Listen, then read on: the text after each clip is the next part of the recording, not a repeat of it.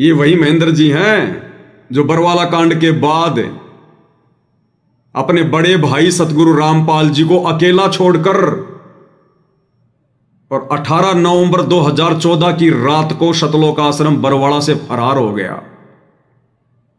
और फरार भी कोई ऐसे नहीं हुआ। 18 नवंबर को बरवाला कांड हुआ। 20 से 25 हजार पुलिस फोर्स आश्रम को चारों तरफ से घेर के खड़ी है। चिड़ी का बच्चा भी आश्रम से बाहर ना जा सकता ना आ सकता।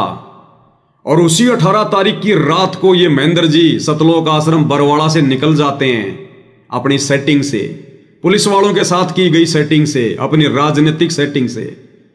क्योंकि भाई साहब पहले हरियाणा पुलिस में एसपी के ड्राइवर थे। अच्छे खासे इनके राजनीतिक और प्रशासनिक जो है इनके संबंध थे। और 18 तारीख को अपने बड़े भाई को छोड़कर ऐसी हालत में और आश्रम से फरार हो गया, फरार।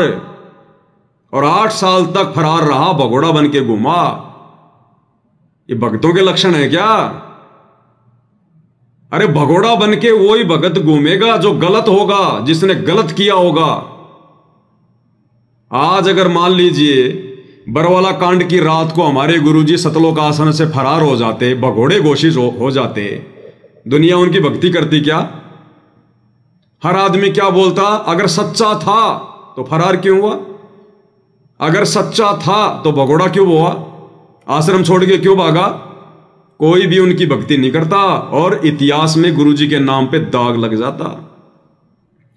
लेकिन हमारे गुरुजी परम सत्य, झूठ उनके आसपास भी नहीं, और परमात्मा पुलिस वालों के साथ में गए। और ये महेंद्र जी 18 तारीख की रात को आश्रम से फरार। ये कौन से मुंह से भगत कहलाने के लायक है? इतिहास बन गया इतिहास।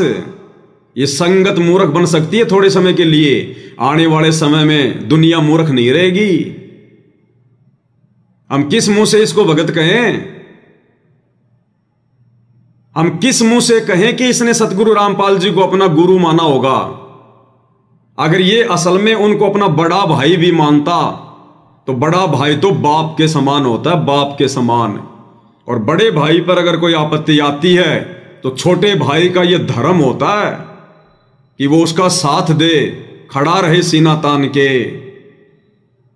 अरे सतगुरु रामपाल जी तो धर्म का युद्ध लड़ रहे हैं, धर्म का। अज्ञान के साथ, काल के साथ धर्म की लड़ाई है। यह शिक्षा महेंद्र जी को रावण के छोटे भाई कुंभकर्ण से लेनी चाहिए थी। कुंभकर्ण रावण का छोटा भाई, और कुंभकर्ण को पता था कि रावण ने जो कदम उठाया है सीता को उठाकर यह गलत है। उसके बाद भी उसने अपना भाई धर्म निभाया, ये मालूम होते हुए भी कि मेरा भाई रावण अधर्म पर है। लेकिन फिर भी उसने अपनी जान की परवाह नहीं करी। उसको पता था कि इस युद्ध में तू हारेगा, क्योंकि ये अधर्म का युद्ध है, रावण ने गलत किया है। उसके बावजूद भी उसने भाई वाला धर्म निभाया और अंत तक अपने भाई के साथ डटा रहा और युद्ध किया श्री राम की सेना के साथ। अब इस महेंद्र जी को तो यह पता होना चाहिए कि तुम्हारे भाई के आगे पीछे धर्म ही धर्म है, तुम्हारे गुरु के चारों तरफ धर्म ही धर्म है, अधर्म का तो नामो निशान भी नहीं है। उसके बावजूद भी यह भगोड़ा बन गया।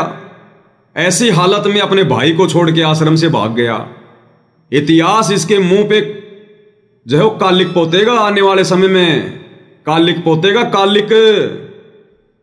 ये गद्दार की श्रेणी में गिना जाएगा आने वाले समय में, गद्दारों की श्रेणी में। भक्तों को थोड़े समय के लिए मूर्ख बना सकते हो, इतिहास आने वाले समय में बनेगा, आने वाले समय में। और ऐसे ही गुरुदेव का छोटा लड़का मनोज, वो भी 8 साल से भगोड़ा। और बड़े वाला लड़का तो पकड़ा गया, औरतों के कपड़े पहन के आश्रम से निकलने का प्रयास कर रहा था। औरतों के कपड़े पहन के पुलिस वालों ने पकड़ लिया, नहीं तो वो भी भगोड़ा बन के घूमता।